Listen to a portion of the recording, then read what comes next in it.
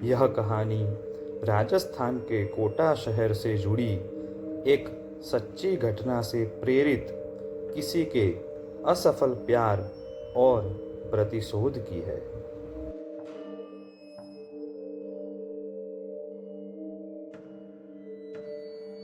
सपना सलोनी और उनके मासूम दोस्तों की दास्तां है, जो समय के दुष्ट चक्र में फंस गए और उस मोड़ पर आके थम गए जहां मौत उनका इंतजार कर रही थी। राणा साहेब एक बहुत अमीर और आलीशान हवेली का मालिक था। उन्हें अपने से 10 साल छोटी उम्र की लड़की से प्यार हो गया था,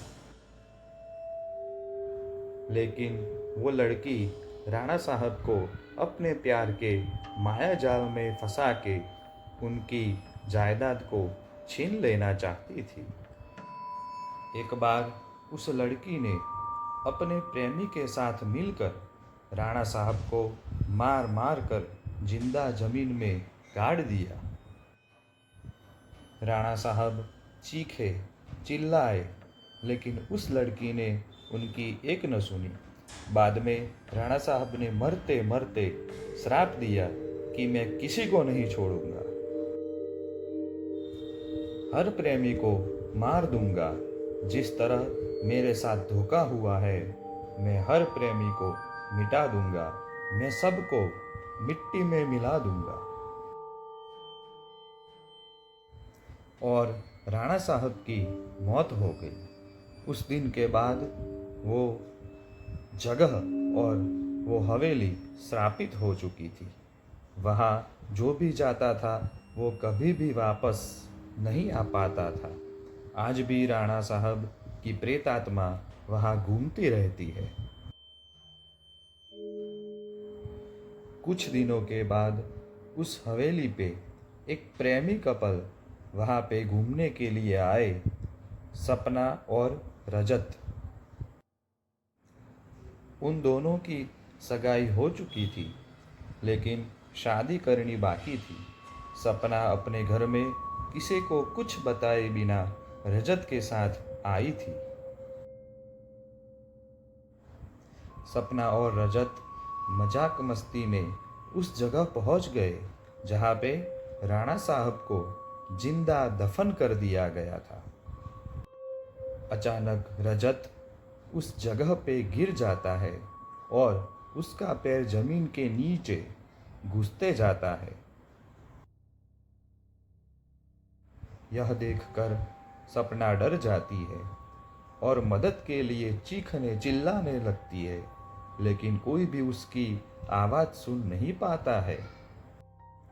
सपना जब उस हवेली में मदद के लिए जाती है तो वहाँ उसे किसी के होने का आभास होता है। उसी वक्त तुरंत सपना गिर जाती है और कोई उसका पैर पकड़कर उसी जगह पर खींच के ले जाता है जहाँ राणा साहब और रजत दफन हुए थे। बाद में सपना भी उसी जगह पर दफन हो जाती है। कुछ दिन बाद जब सपना अपने घर नहीं पहुंचती है, तब उसकी बहन सलोनी अपने पति समीर और कुछ मित्रों के साथ उसे ढूंढते ढूंढते उस हवेली पे पहुंच जाते हैं। समीर एक पैरानॉर्मल एक्टिविटी का एक्सपर्ट है। जब वो सब उस हवेली पर पहुंचते हैं, तब समीर को पता चल गया कि यहाँ पे किसी की बुरी आत्मा का वास है। उसने सबको सूचित कर दिया।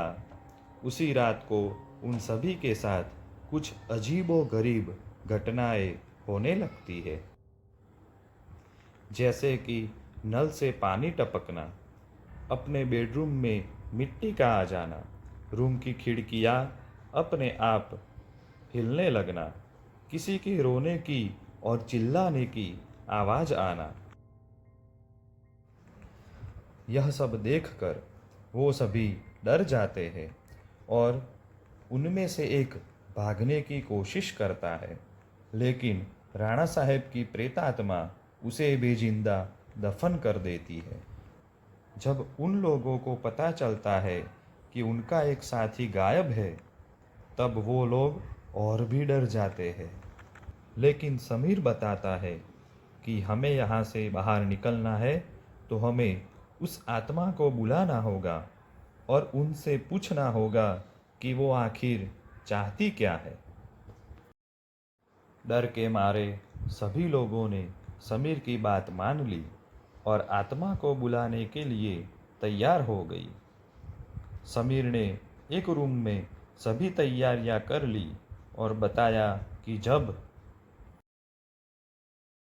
तक हम आत्मा से पूरी जानकारी नहीं जान लेते, तब तक कोई इस रूम में बाहर नहीं आएगा और कुछ भी हो जाए, कोई किसी का हाथ नहीं छोड़ेगा।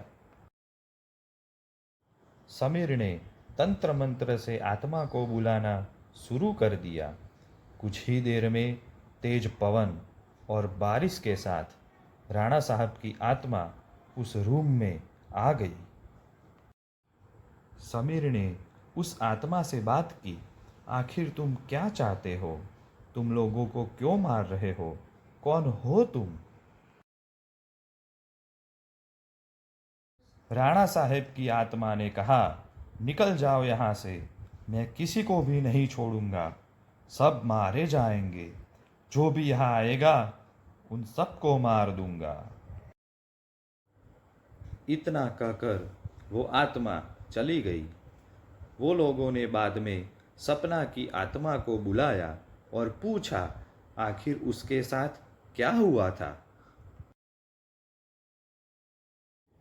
सपना की आत्मा ने उन सभी को सारी हकीकत बता दी और बोली, मुझे राणा साहब ने जमीन के नीचे दफन कर दिया है, प्लीज़ मुझे यहाँ से निकालो।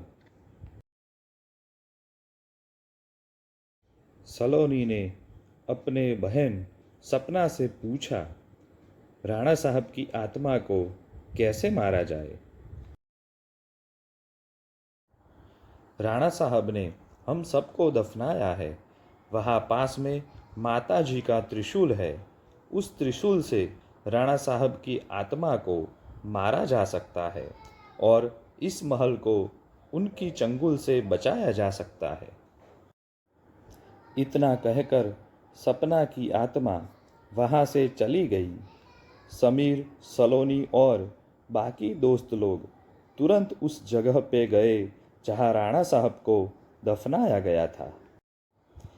सभी को त्रिशूल के पास जाने के लिए रोका, लेकिन सलोनी किसी भी तरह उस त्रिशूल के पास पहुंच गई और उसी त्रिशूल से राणा साहब पे वार किया।